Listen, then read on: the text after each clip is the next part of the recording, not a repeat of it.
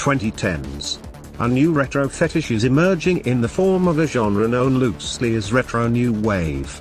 Two prominent leaders, Perturbator and Carpenter Brut, weave complex arpeggios made from 80s synth emulators across spans of rigid, aggressive 4/4 rhythms. Flat, measured, static, fully digital, intense snares that never vary aside from the patterning. It spikes and explodes just over the sonic horizon of the song, dividing each interstice into discrete and powerful islands of sonic variance. The arpeggios churn and the melody leads scream on top of them with a synthetic urgency that begins to transcend its static and algorithmic origins. The entire experience is referencing an era to which neither of the two leaders can relate.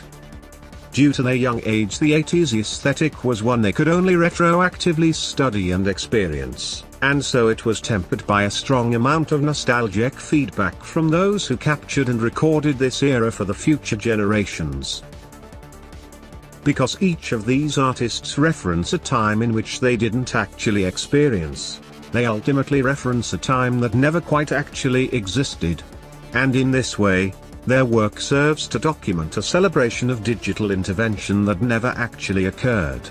An emulation of synthesized synthetic culture.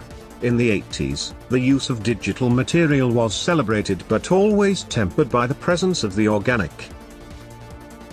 For Carpenter Brut and Perturbator, there is no space at all for organic presence. They present to us an alternate dystopian 1980s, filtered through their 1990s background aesthetic and attitude instead of what occurred during the previous decade. The strong, bold, hyper-produced synth instruments no longer have need for an organic structural support.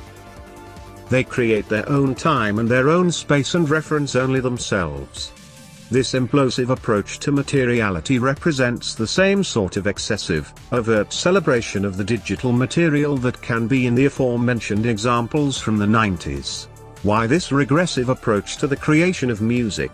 Why is nostalgia a driving force within the creative impulse? Perhaps it is a fear of the future and a lack of bravery to craft our own. Or, perhaps it is a way in which to keep a critical part of our past alive for future generations. Or maybe instead this nostalgic fetish functions as a counterattack to the progressive refinement that has occurred to digital interventions over the past 15 years.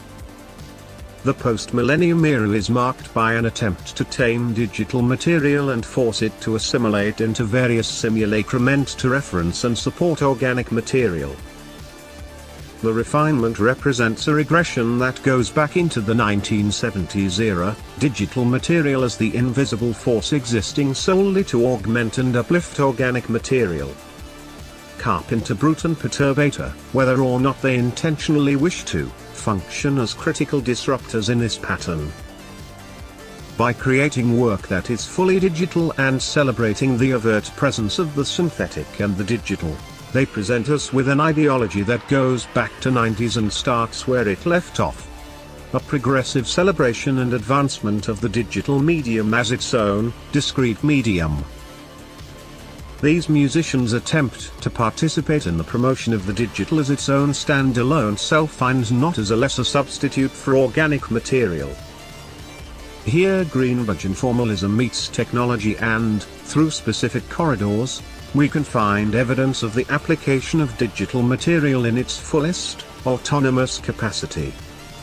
Within these corridors, the digital is slave to no pre-existing ideology or conceptual framework, and, in order to flourish, it need only reference itself.